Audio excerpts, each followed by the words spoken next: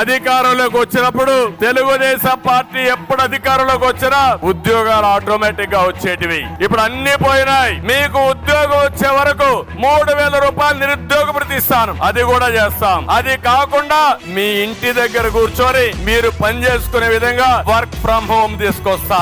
మీకు బోరు కొట్టినప్పుడు మండల హెడ్ క్వార్టర్ కు ఆ చెట్టులో వర్క్ స్టేషన్లు పెట్టి మంచి గార్డెన్ లో పెట్టి మీరు అక్కడి నుంచి పనిచేసే విధానానికి శ్రీకారం చుడతా.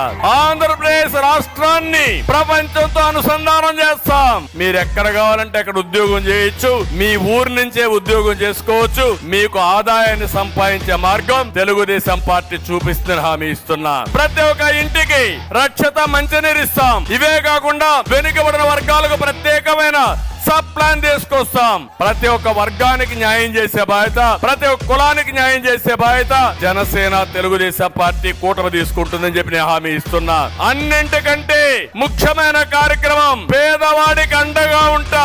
నా జీవితంలో ఒకటే ఆలోచిస్తున్నా, పేదరిక నిర్మూలన అనేది నా జీవితాశయం.